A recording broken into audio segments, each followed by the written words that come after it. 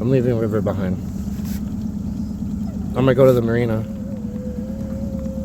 It's kind of an exciting day. I'm gonna show you guys some other houseboats.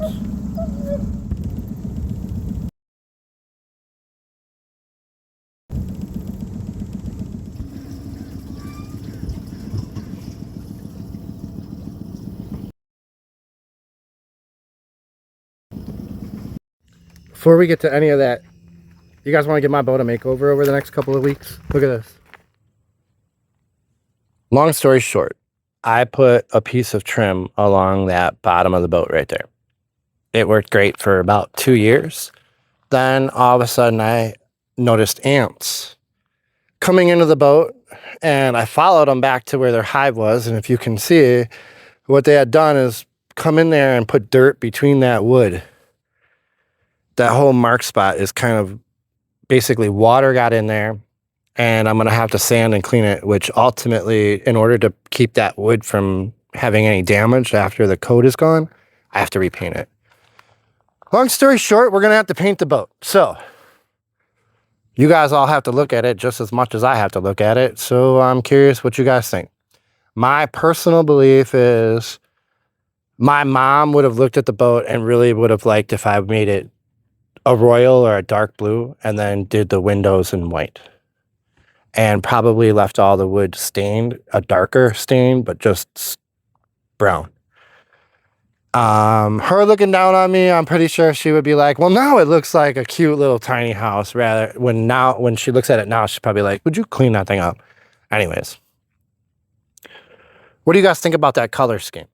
And I'm going to show you a picture of when it's wet. When it's wet, the wood is dark and the blue is blue. And I almost want to go with like a light blue and just leave all the wood stained a little bit darker so it sticks out more. I'm going to show you the other side. Now here's the catch with the other side. This is much cleaner because no damage happened to that bottom wood board, right? No ants got in there. So I think I built this in 2022. 2022. And I put that trim on then. That's not treated trim. So if you paint it, it'll probably look better and you could probably sand it and make it look clean and I wouldn't even have to replace it. But having said that, that back panel is cedar fencing. So when this side is wet, the bathroom stands out. But as you look at it now on camera, you don't really realize that that's the bathroom section right here. Right? So I almost want to stain all the wood and make that so you see it's a bathroom. And this is like a blue or a dark blue or even a light blue. I don't know why I'm stuck with blue. Because I also see boats with the green color or the green roof and the brown color underneath where it almost looks like a cabin. I don't know. Tell me what color schemes you guys think. And if it's something that, you know, makes me relook at this in a different way, I might do it in a different way. I'm looking for input. Let me know. Yeah, let me know. Anyways, we're going to go look at a couple other houseboats. So every once in a while, I get messages from people that literally tell me, your channel inspired me to build a houseboat. And these two guys watch my channel and they built houseboats. So we're going to go take a look at them. It's not going to be a detailed tour. Basically, I'm going to talk to Jeff and get him to kind of email me the different solar panel, all the different stats on his boat, because I've never seen someone put so much money into building a DIY houseboat. The equipment that he has on, I don't even want to say how much the fuel is. When you see the picture of it, the fuel tank on that thing is 4 times larger than any fuel tank I've ever seen. And it's just really clean, really, really clean. Then on the flip side of the coin, I love houseboats that are put together with wood, where it's actually like, looks like a log cabin. And Arthur's boat looks like a log cabin. It looks like a small log cabin on the wood. So we're going to go take a look at that. And Arthur's already got a dock at Cuba Landing. And I don't know if it's a 1 year or just a couple of months or what have you, but his boat will be around. We'll see it on the water. Jeff is traveling and checking out things. I mean, he just did a 400-mile section of the Missouri. And I don't know if you guys remember, but that's where I got River. River rode in a kayak with me back to my pickup truck across the Missouri River when I first bought him. Before he even got in my pickup truck, he was in a kayak over there. Beautiful area. It's a serious river. It's all sandbars. Like, you are spending most of your time on these huge sandy beaches. It's pretty cool. So he's got a lot of adventure behind him already. And that boat's been doing really well for him. So it's a good, it was, I gotta tell you, it was really cool to sit down. Oh, we're also, I'm gonna show you the inside of the houseboat that Ricky and Willie have been working on. They've been doing some great updates on it. So we all sat on the front of Ricky and Willie's houseboat, the four of us, talking DIY houseboats for like, I don't know, maybe a couple of hours, really, when you start adding it up. And it was really cool. This is Jeff and Bella, and this is their boat. It's so clean looking when you get near it. These little 90-degree holders are actual metal. Mine was a 1x1 board. Both of these guys have big screen TVs. They are not playing around with their entertainment. Now, on the back left side of this wall, I'm going to show you the outside, but the air conditioning and the heat is mounted really clean on the back wall there.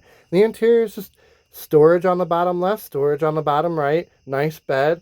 I'll show you the driving console over here, and we'll actually show you some of his navigation tools. But this is what it looks like on the inside. Look at this console he made. Yeah, he's a gadget guy. And in a second, I'll show you how he's got his screen set up for Navionics. But look at this ladder. Basically, he cut this ladder. Completely cut it and mounted it. So now it's permanently on the houseboat. Won't move. Solid. Can't fall off. And it's a very light way to get up on the roof.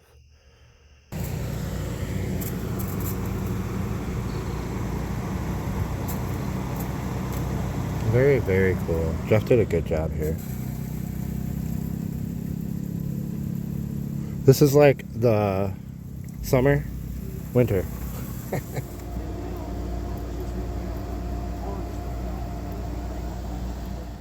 I don't know that people realize just how easy this would be to block the sun and actually work really well, and they don't get in the way. But it works perfect for that. I love it. This is really cool. All the way open, partially open, sideways for a cry. Alright, so this is Willie and Ricky's houseboat. They've been working on it. Putting this, I think it's FRP, all the way around the bottom. And I bought new cushions. Little windy, isn't it? Bought new cushions. We're working around it, painting everything, doing paneling.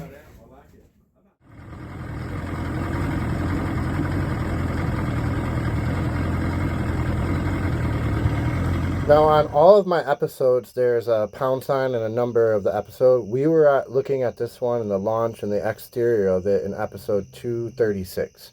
So if you want more on this houseboat, jump over there and you'll get some more information on it.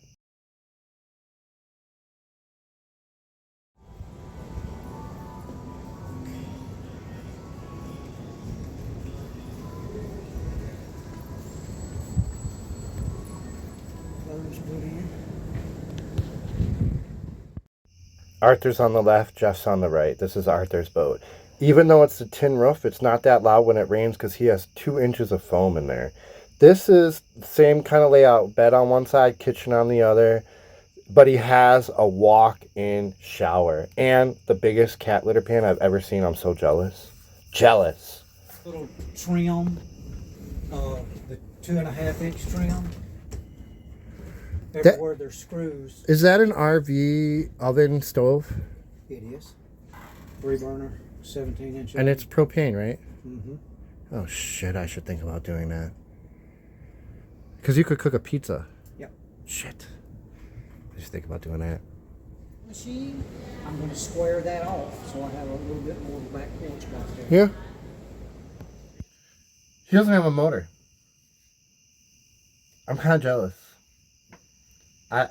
He has another pontoon boat at that dock in front of there, and the idea is we're gonna put them together and drive it with the one. and his houseboat is going to be motorless. It has a trolling motor, right? So he can move it around a little bit, like at the docks and stuff, like me. You know, when it's not a horrible day, you can move around. But he has a 90 horsepower pontoon. And this concept of tying them together with one on the side tying it, and then when he pulls into the dock, he separates them. He puts the houseboat in, and then the pontoon behind it, like a train. And his cat can then get out on the other pontoon and go back and forth. And think about that.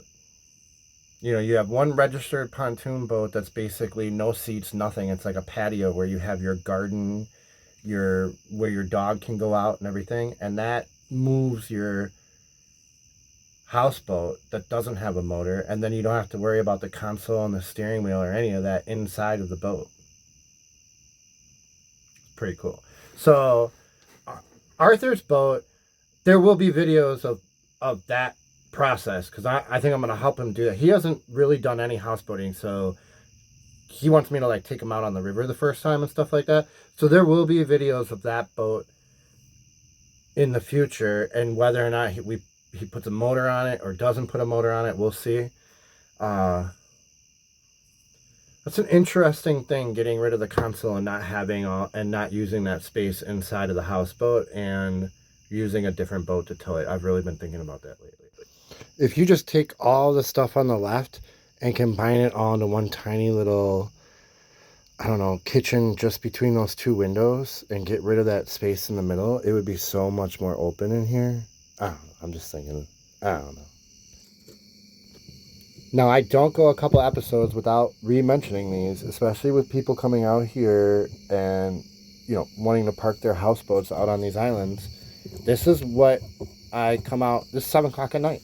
You know, I'm coming to let my dog out, and this is underneath our walkway, and River would jump right on this thing. He wouldn't think twice about it. So that's what they look like. I'm going to show you what it looks like on the beach, so you can kind of get an idea of what color it is when it's out of the water. But at the end of the day, these things are everywhere. They're no joke. You basically have to be on your toes. I feel like they stick out to me. I mean, even when they're moving, they look like something dark black on the ground when they're wet and bright brown when they're dry. So they stick out to me in my eye, but not everyone sees them.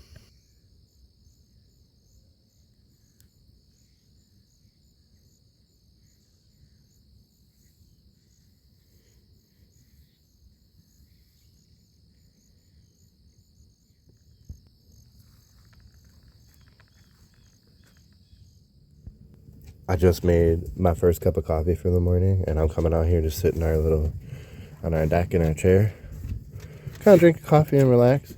And I just saw our jug. There's no wind or anything, and that jug just moved about 10 feet, so it looks like we already got dinner. And I haven't even had my first cup of coffee. This off-grid thing's easy. Just kidding, it's not. Just kidding, it's not. Look at that sky.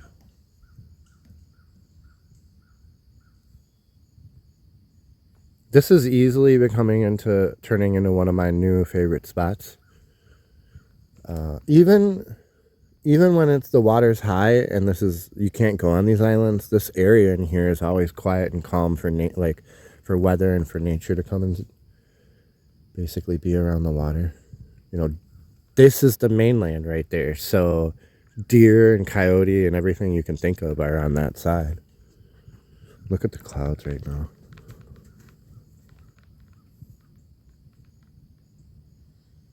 Yeah, I really like this spot.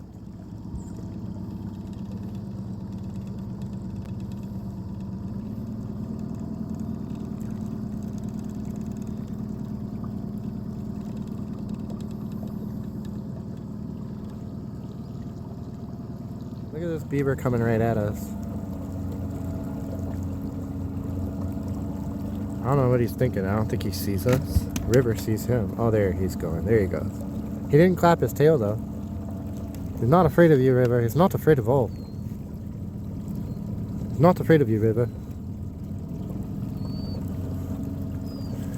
I'm going very slow because it's stump heaven right now. Even There's places where you're hitting stumps where you never hit stumps. It's so low. The water's just dropped out of this place. There's a beaver. Yeah.